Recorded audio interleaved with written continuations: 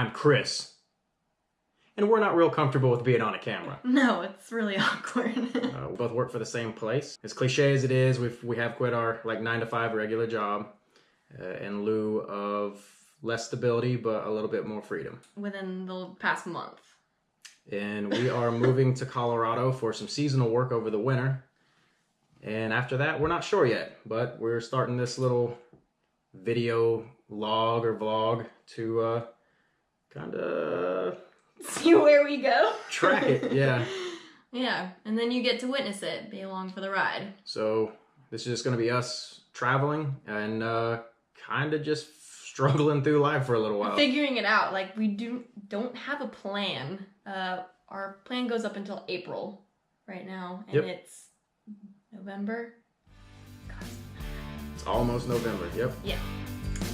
Yep. So this video is about our last week in North Carolina, which is where we currently are. We're in the mountains of Western North Carolina, where we live, and this is kind of us saying goodbye in the last week that we're here. And not too far from us is Clingmans Dome in the Great Smoky Mountains National Park. She'd never been to that particular spot, so we rode up there the other day. It's the third highest mountain. East of the Rockies. It is the third highest mountain. It's the highest mountain in the state of Tennessee. But Clingmans Dome is 6,643 feet tall, and it's on the border of North Carolina and Tennessee. Yeah, and then it has that tower on the top too, which you'll see. Yeah, it's got a little lookout tower. You can get a really cool 360-degree view, and you can look into North Carolina and Tennessee. And here it is. At 40 gets a little twisty from here to Tennessee, but it ain't nothing till you get out past that muddy Mississippi.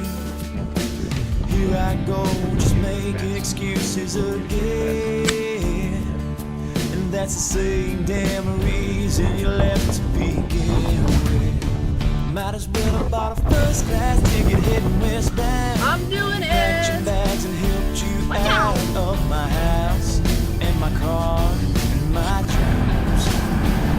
I might as well have never gave you my last name. You gave it back, but you kept the ring in my house and my car and my dreams.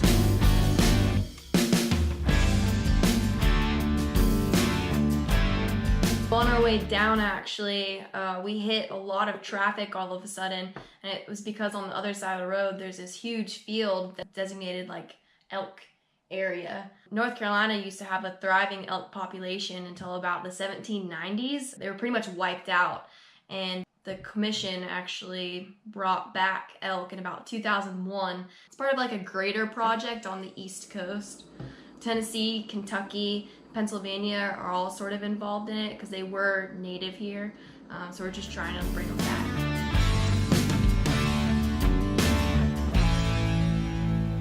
So after that, we had one last ride on our faithful steed, which is a 2017 GSXS 1000.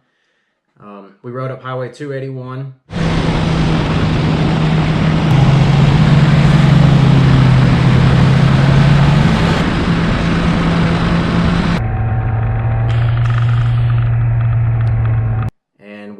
Followed along the river, which has 4 little chain lakes on it, which were all built in the 50s. And as you gain elevation on the pretty twisty little road along the way, you'll cross lake after lake, and each lake pours into the next. Yeah, it's kind of like a tiered, and they're all connected. They're all power producing lakes. Yeah. And once you get up to the 3rd lake, which is Wolf Reservoir, the 2nd highest of the lakes, it's got a really pretty waterfall underneath it, and it's in a neat spot because it's like hidden. You don't really know it's there. You can't hear it from the road, and there's no like designated path. No, there's no sign. There's a clear trail, but there's no sign or anything that would let you know that there's a waterfall there. Paradise Falls, you start the hike at the beginning of a unmarked parking area. It's an obvious parking area, but it's not marked in any way, and it's right before you get to Wolf Lake. If you get to Wolf Creek Reservoir, or Wolf Lake as it's sometimes called, you've gone too far, come back down the hill, and that's where the trailhead starts. And the trail takes maybe 15 or 20 minutes. I think it would depend on how fit you are. That was steep. It's kind of like the opposite of Clingmans Dome, being far less accessible. There's no paved anything. It's very steep, it's slippery if it's wet. I wouldn't go if it's raining. Yeah, definitely. Very slippery. I wouldn't either. It's very pretty though, and because it has a really close proximity to Western Carolina University, it's a really popular swimming hole for college students. So if you're trying to avoid people, don't go in the summer. Don't go on a really warm weekend. Go during the day or in the weekday or something. Or if you want to join the party with college students. Or if you want to join the party, absolutely go. Then bring beer and Yeah. then participate in the swimming hole. Yeah, bring your Eno hammock and a couple of beers, and that's a fun place to hang out. Just don't drink too much at the top of the waterfall Because oh gosh. there's some deaths occasionally. Yeah, I think people underestimate how slippery the rocks are up there, which is not good. The pool's really deep. It's really nice to swim in if you can bear the coldness of the water. We didn't try. No, we were there in October, which was this week, and it's way too cold right now. Yeah.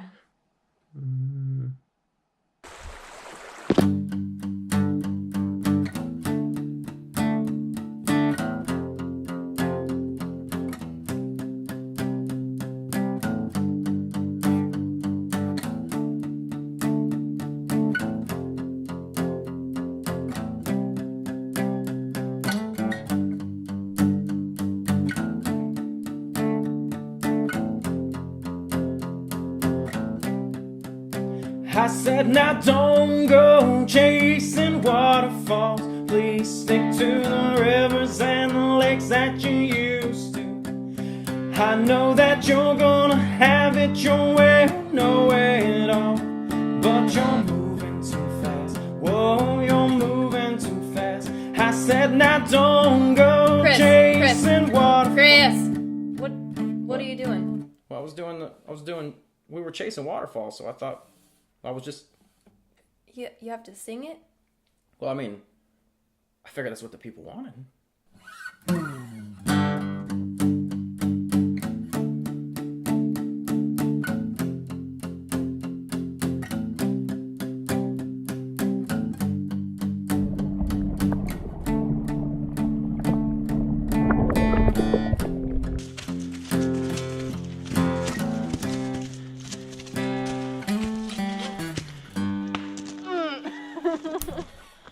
Was not expecting that. No.